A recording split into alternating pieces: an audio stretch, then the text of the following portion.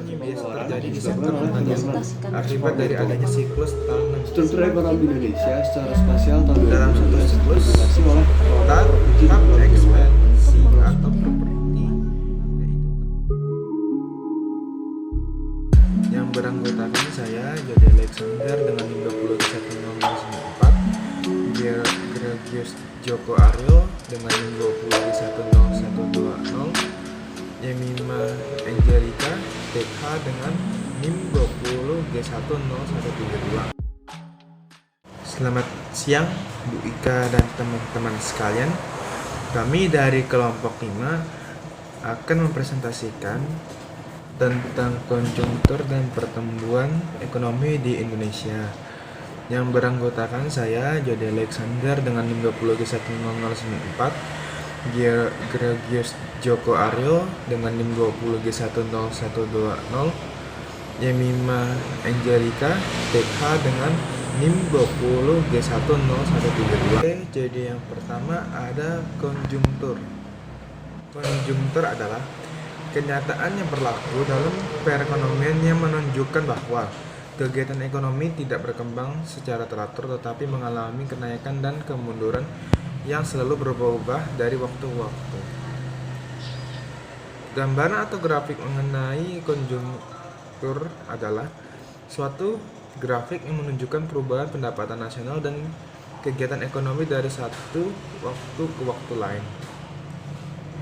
Pertumbuhan perekonomian suatu bangsa maupun perekonomian dunia silih bergantinya mengalami perubahan antara masa kemajuan pertumbuhan dengan masa kemunduran atau kemerosotan. Dalam ilmu perekonomian, pasang surut kegiatan ekonomi ini disebut gelombang konjungtur, business fluctuation atau business cycles. Dalam satu siklus, tahap ekspansi atau properti, yaitu tahap kegiatan ekonomi dalam perkembangan atau pertumbuhan yang cepat sampai tercapai puncak kegiatan atau sering juga disebut masa boom atau house. Yang kedua, resesi atau kelesuan.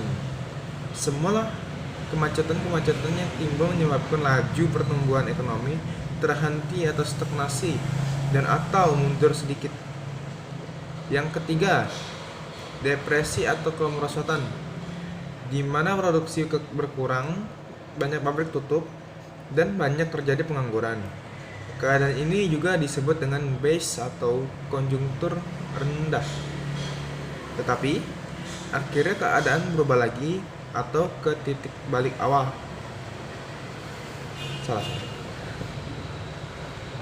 Berubah lagi atau titik balik bawah. Dan mulailah tahap berikutnya. Yang keempat, pemulihan atau revival atau recovery. Kalau kegiatan ekonomi nasional mulailah normal kembali. Inilah contoh grafik pada slide ini. Pertumbuhan ekonomi. Yang dimaksud dengan pertumbuhan ekonomi adalah kenaikan atau penurunan pendapatan nasional secara berarti dalam suatu periode perhitungan tertentu. Yang mempengaruhi pertumbuhan ekonomi diantaranya faktor alami, sumber daya manusia, dan sumber daya alam. Faktor rekayasa yaitu teknologi produksi dan teknologi pemikiran. Pertumbuhan ekonomi. Untuk mengukur pertumbuhan ekonomi, nilai GDP yang digunakan adalah GDP real atau GDP harga konstan. Sebab dengan menggunakan GDP harga konstan, pengaruh perubahan harga atau inflasi tidak ada lagi atau sudah dihilangkan. Yang pertama, tingkat kemakmuran. Kemakmuran masyarakat akan meningkat jika pertumbuhan ekonomi lebih cepat dari pertumbuhan penduduk. Yang kedua, kesempatan bekerja. Terjadinya pertumbuhan ekonomi ditandai dengan naiknya GDP real. Yang ketiga, distribusi pendapatan atau pertumbuhan ekonomi yang dapat juga diharapkan untuk memperbaiki distribusi pendapatan lebih merata. Sumber pertumbuhan ekonomi yang pertama, sumber daya manusia. Kuantitas dan kualitas tenaga kerja merupakan faktor penting mendorong pertumbuhan ekonomi. Yang kedua, sumber daya alam. Kekayaan alam suatu negara akan dapat mempermudah usaha dalam sumber daya alam. Kekayaan alam suatu negara akan dapat mempermudah usaha untuk mengembangkan perekonomian suatu negara, terutama pada masa-masa permulaan proses pertumbuhan ekonomi. Yang ketiga, modal. Negara-negara yang tumbuh pesat cenderung sangat agresif dalam melakukan pembentukan barang modal baru, seperti membangun jalan, pelabuhan, dan berbagai infrastruktur yang lain. Yang keempat, teknologi dan inovasi. Efek yang utama adalah dapat meningkatkan efisiensi dalam kegiatan produksi, menimbulkan penemuan barang-barang baru yang belum pernah diproduksi sebelumnya, meningkatkan mutu barang yang diproduksi tanpa harus meningkatkan harga. Metode geometrik, log Y sama dengan log YN per YN kurang 1 per N kurang 1 dikurang 1 dikali 100%. Pengangguran terjadi apabila penawaran tenaga kerja lebih besar dari permintaan tenaga kerja. Ketika seseorang tidak mendapatkan kesempatan bekerja, maka akan disebut open unemployment. Sedangkan jika seseorang yang bekerja tetapi lebih rendah dari seharusnya yang dilihat dari sisi waktu, pendapatan dapat dijadikannya disebut under unemployment. Jenis-jenis pengangguran. Yang pertama, pengangguran konjungtur atau cyclical unemployment adalah pengangguran yang diakibatkan oleh perubahan-perubahan dalam tingkat kegiatan perekonomian. Kedua, pengangguran struktural atau structural unemployment adalah pengangguran yang disebabkan karena adanya pertumbuhan dan perkembangan corak ekonomi atau perubahan struktur perekonomian. Yang ketiga, pengangguran frictional atau frictional unemployment adalah pengangguran yang disebabkan adanya keinginan pekerjaan yang mencari pekerjaan yang lebih baik atau lebih sesuai kan.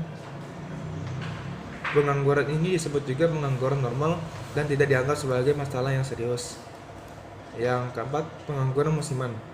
Seasonal unemployment adalah pengangguran yang biasa terjadi di sektor pertanian akibat dari adanya siklus tanam.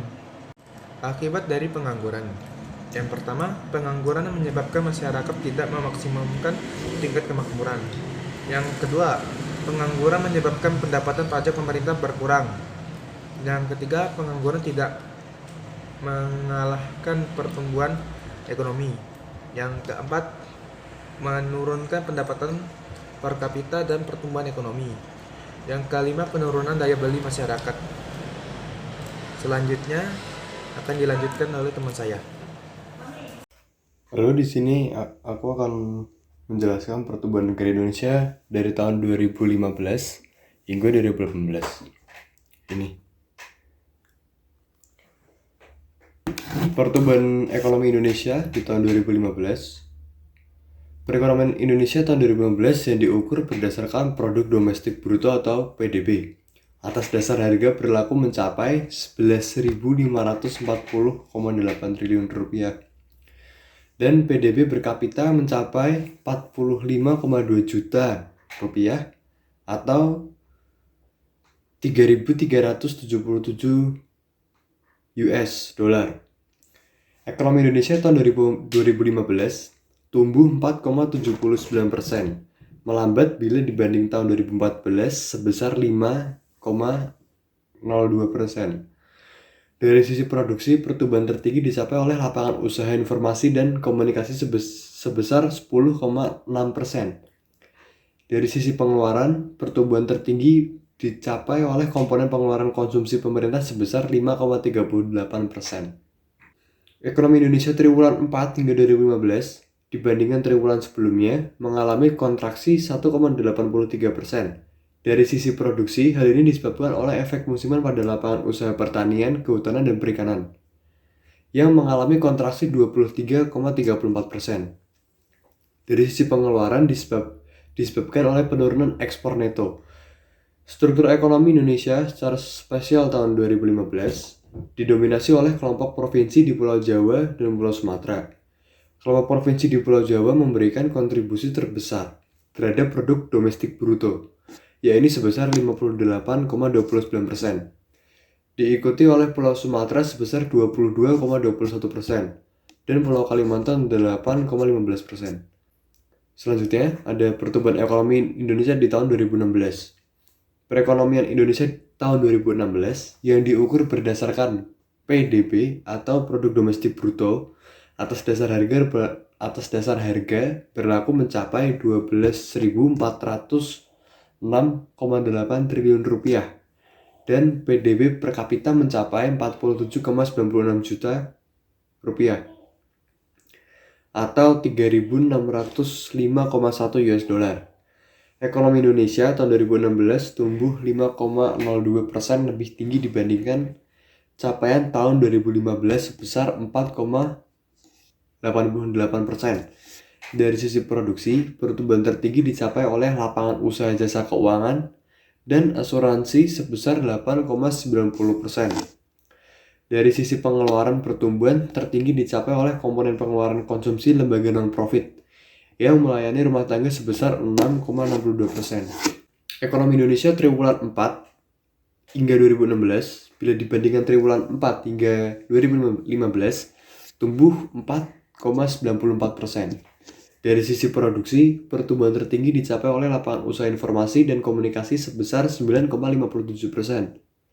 Dari sisi pengeluaran, pertumbuhan tertinggi dicapai oleh komponen pengeluaran konsumsi lembaga non-profit yang melayani rumah tangga sebesar 6,72%.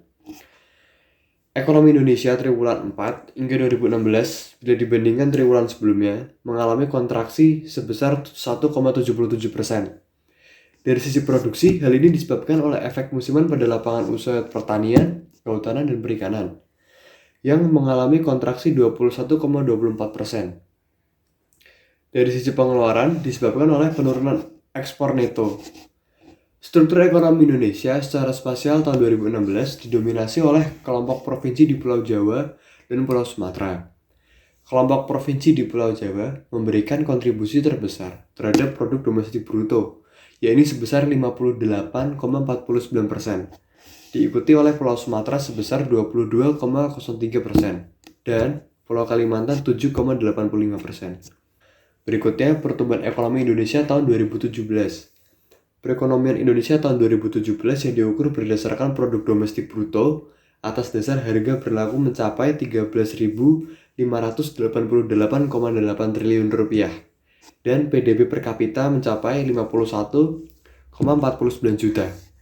Ekonomi Indonesia tahun 2017 tumbuh 5,07%, lebih tinggi dibandingkan capaian tahun 2016 sebesar 5,03%. Dari sisi produksi, pertumbuhan tertinggi dicapai oleh lapangan usaha informasi dan komunikasi sebesar 9,81%. Dari sisi pengeluaran, pertumbuhan tertinggi dicapai oleh komponen ekspor barang dan jasa sebesar 9,09%. Ekonomi Indonesia triwulan 4 hingga 2017 bila dibandingkan triwulan 4 hingga 2016 tumbuh 5,19%. Dari sisi produksi, pertumbuhan tertinggi dicapai oleh lapangan usaha dan jasa perusahaan sebesar 9,25%. Dari sisi pengeluaran, pertumbuhan tertinggi dicapai oleh komponen ekspor barang dan jasa sebesar 8,50%. Ekonomi Indonesia triwulan 4 hingga 2017 bila dibandingkan triwulan sebelumnya mengalami kontraksi sebesar 1,70%.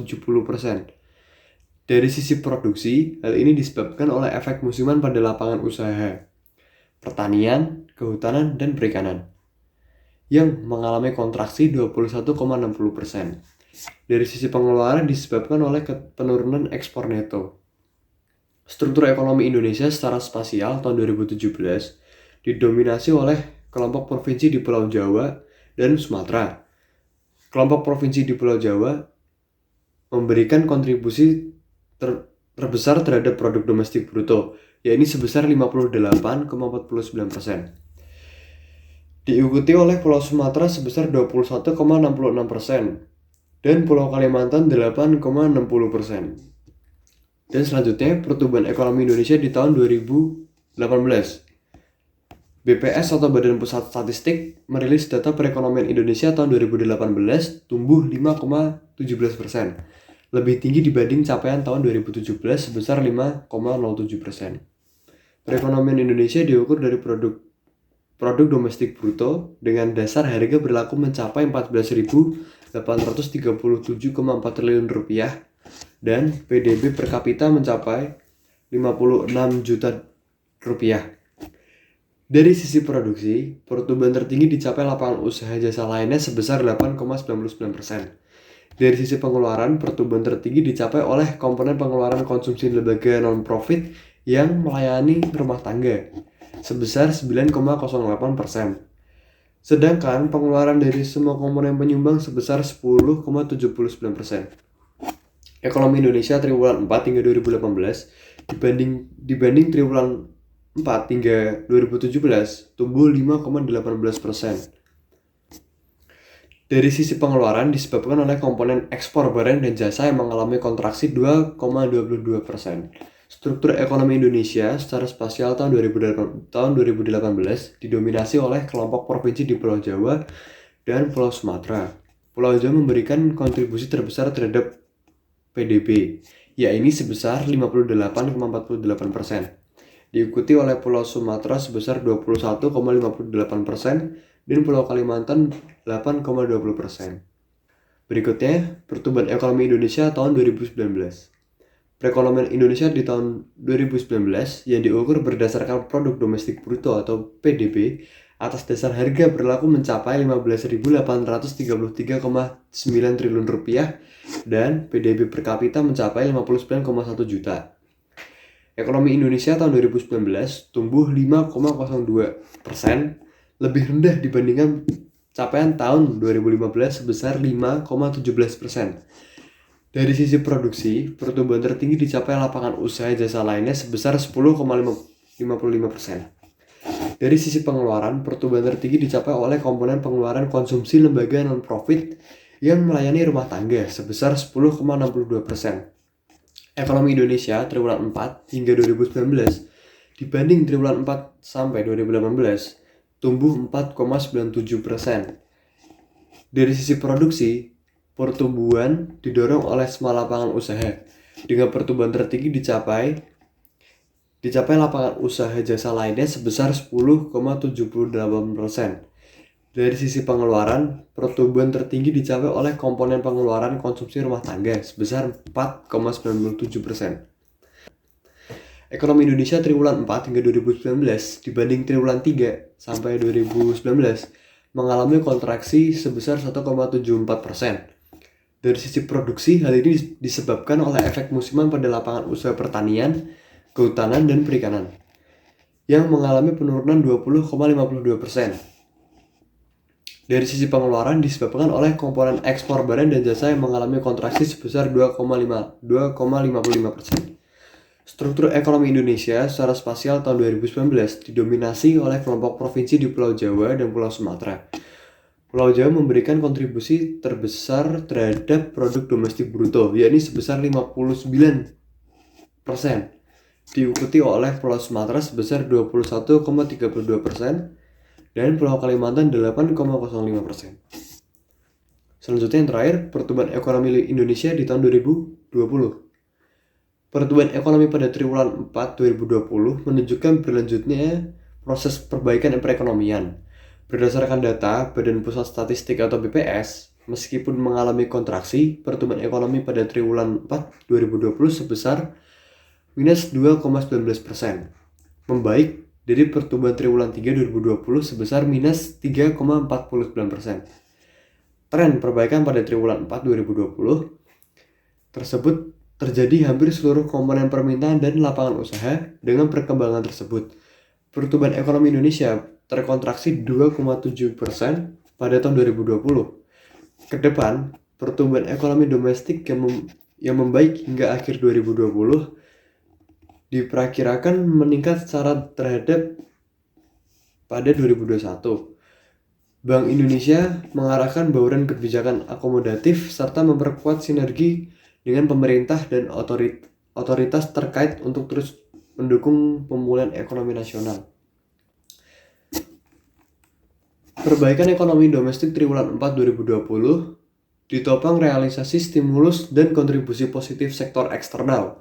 Konsumsi pemerintah tumbuh positif pada 2020 sebesar 1,94%. Dipengaruhi oleh realisasi stimulus pemerintah, terutama berupa bantuan sosial, belanja barang dan jasa lainnya, serta transfer ke daerah dan dana desa atau TKDD. Pertumbuhan konsumsi rumah tangga membaik pada triwulan 4 2020, yaitu tumbuh minus 3,61% dari 4,5% pada triwulan sebelumnya, seiring dengan perbaikan mobilitas masyarakat. Secara keseluruhan, konsumsi rumah tangga terkontraksi sebesar 2,63%. Pertumbuhan investasi juga membaik pada triwulan 4 2020 dari minus 6,48% pada triwulan sebelumnya menjadi 6,15%.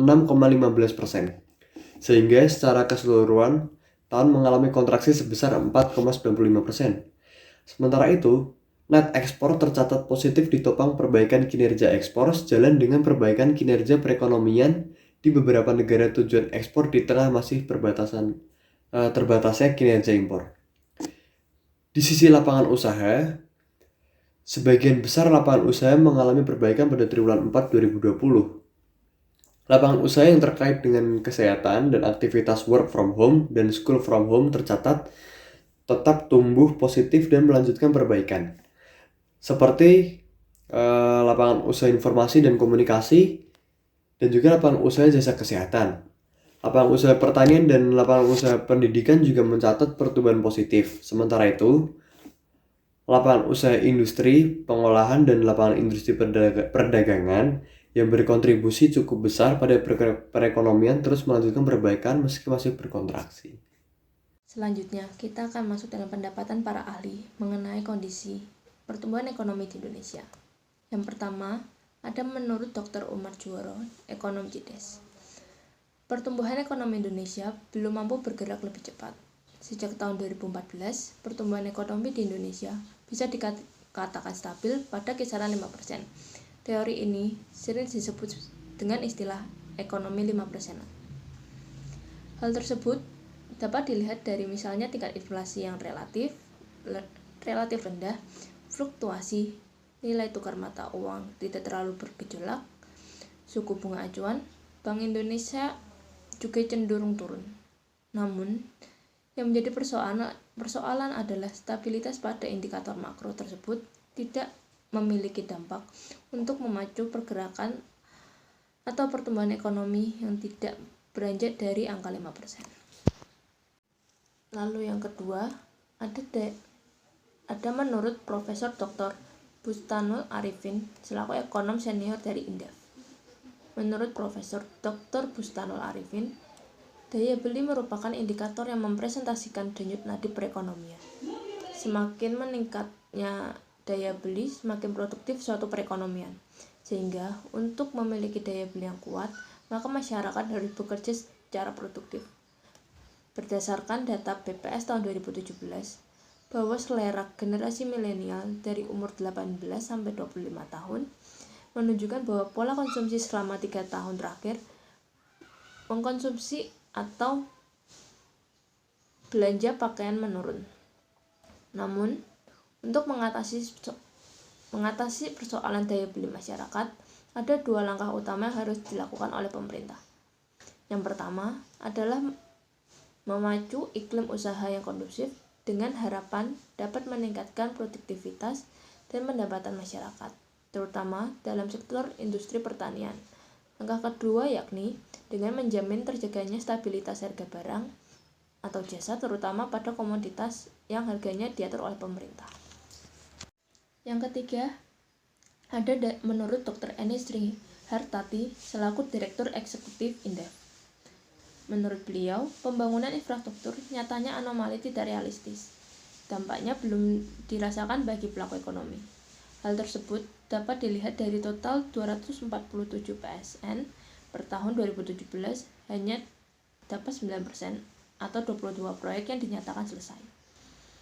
Sedangkan yang masih dalam tahap perencanaan mencapai angka 36% atau 88 proyek. Artinya, proyek infrastruktur dapat dikatakan mengalami stagnansi. Selain itu, mengenai penyerapan tenaga kerja dan upah buruh bangunan. Idealnya, penyerapan tenaga kerja harusnya meningkat. Faktanya, hal tersebut tidak terjadi dalam kurun waktu 3 tahun terakhir. Begitu pula dengan upah real buruh bangunan yang nyatanya menurun. Yang keempat, ada menurut Eko Lisyanto selaku ekonom Indef. Beliau mengatakan bahwa dari sisi domestik, ekonomi Indonesia tahun 2018 masih akan bergantung pada kekuatan sektor konsumsi rumah tangga. Kontribusi komponen tersebut mengisi lebih dari 55% produk domestik bruto atau PDB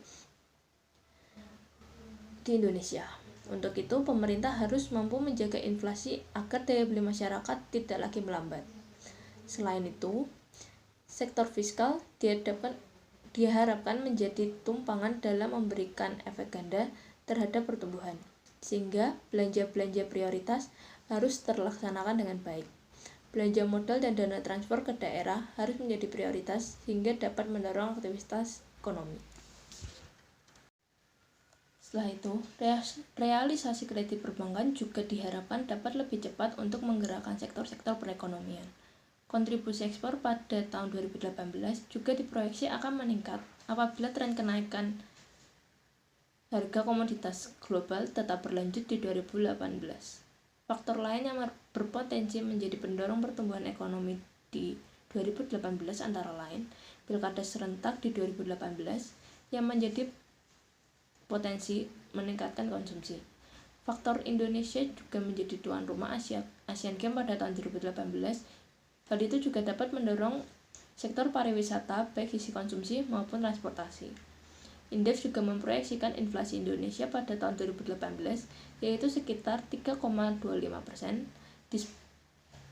disbanding target pemerintah yang mencapai 3,5%.